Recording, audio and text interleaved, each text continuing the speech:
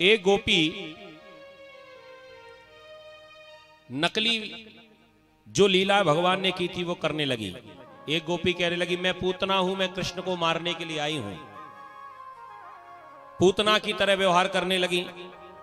अब भाव ये है कि कहीं ना कहीं से छुपकर देख रहा होगा तो हंसता हुआ आएगा, कहने लगा बढ़िया ही पूतना। सो अभी आकर हमको समझाने आएगा तो तुरंत हम पकड़ लेंगे। भगवान नहीं आए।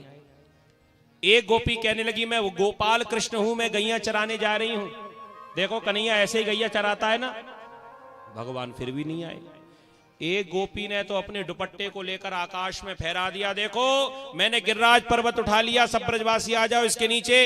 कन्हैया ने ऐसे ही उठाया था ना, जानबूझकर दोनों हाथों से। सोच रही है कि कन्हैया आके कहेगा हमने तो एक ही हाथ से उठाया था, तो जब बताने आएगा सब पकड़ लेंगे। नकली लीलाएं करने लगी लेकिन फिर भी नहीं आए।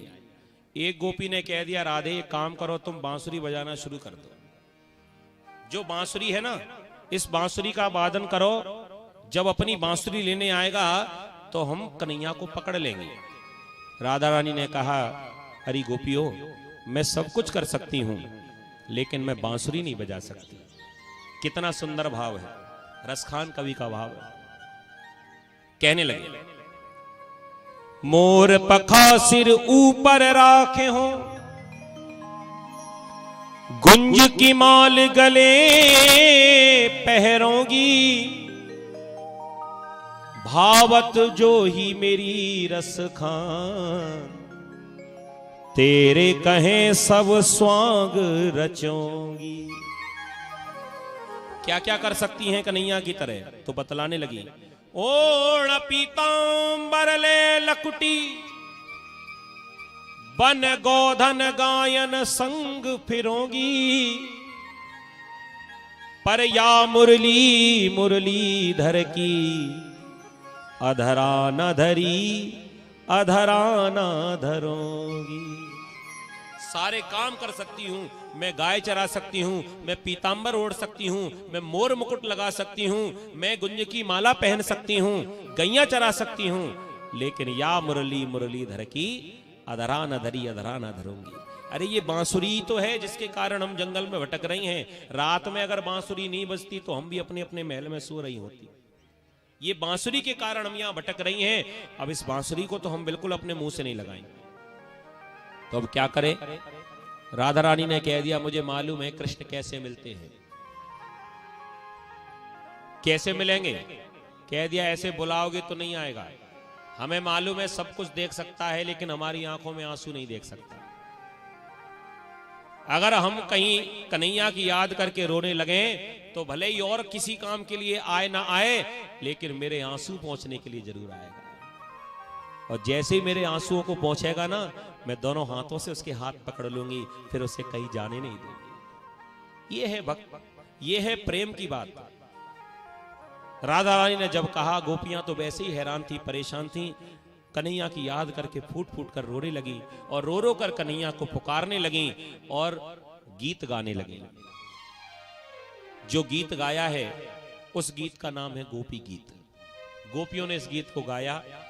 बड़ा ही सुंदर ये गीत है, इसका भाव बहुत सुंदर है।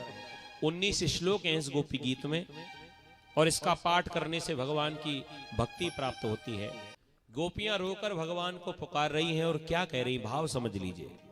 जयत तेधिकम जन्म नाम ब्रजा, जब से आपका जन्म इस ब्रज मंडल में हुआ, ब्रज भूमि में हुआ, तब से इस ब्रज की शोभा बैकुंठ आदि तीर्थों से भी, बैकुंठ आदि लोकों से भी अधिक बढ़ गई। जयत तेधिकम, कब से?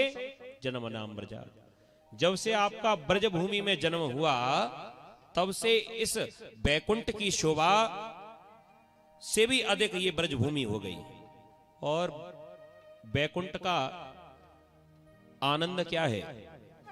बैकुंठ की विशेषता यह है कि जो एक बार बैकुंठ में पहुंच गया फिर वो जीवन में कभी रोता नहीं है, क्योंकि उसे किसी प्रकार का कष्ट ही नहीं है। बैकुंठ में कष्ट नहीं है और संसार में किसी प्रकार का सुख नहीं है। ये अंतर है बैकुंठ में और संसार में। लेकिन ये जो ब्रज है संसार में तो है, लेकिन इसकी शोभा बैकुंठ से भी अधिक है।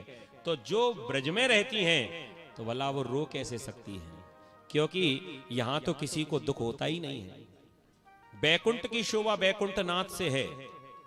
जब तक बैकुंठनाथ सामने है कोई भी जीव को कष्ट नहीं हो सकता।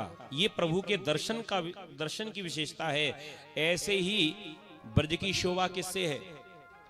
ब्रज की शोभा है कृष्ण से। और ब्रज मंडल में से कृष्ण ही चले जाएं तो भला इस ब्रज भूमि में क्या रहेगा। जैसे शरीर से आत्मा निकल जाए तो शरीर में कुछ नहीं बचता, ऐसे ही ब्रज में से कृष्ण चले जाएं ब्रज का कुछ नहीं बचेगा। ऐसे ही बैकुंठ में से बैकुंठनाथ चले जाएं तो काय का बैकुंठ। तो प्रभु कृपा करके दयति दर्शिताम हमें दर्शन दीजिए। आपका दर्शन से ही हमारा सारा कष्ट दूर होगा। आपके लिए हम अपना घर छोड़कर आई, अपना परिवार छोड़कर आई, और महाराज आप हमें ही छोड़कर चले गए। ये आपकी कैसी लीला है। शरद दासय साधु जात सत। शरद की रात्रि में आपने बांसुरी की धुन बजाकर हमको बुलाया, और महाराज हम कैसी मूर्ख हैं जो हम आपकी एक आवाज पर दौड़ी चली आई, और हमने आपको कितनी आवाज लगा दी, एक बार भी आप नहीं आते हो। क्या प्रेमी का यही व्यवहार होता है? प्रेमी का व्यवहार तो बराबर का होता है, कोई भी बुलाए दौड़ा चलाए। लेकिन हम आपकी आवाज सुनकर, आपकी बांसुरी को सुनकर हम एक बार में दौड़ी चली आई, और महाराज हम आपको कितनी बार पुकार रही हैं, आप एक बार भी हमको दर्शन नहीं दे रहे। यदि हमसे कोई गलती हो गई, देखो कितना बड़ी एक एक श्लोक, एक एक पंक्ति का बड़ा सुंदर भाव। यदि हमसे कोई गलती हो गई है तो आप हमें क्षमा भी कर सकते हैं। क्षमा कर सकते हैं। क्यों? क्योंकि हम आपके बिना पैसे की दासी हैं। सुरतनाथ ते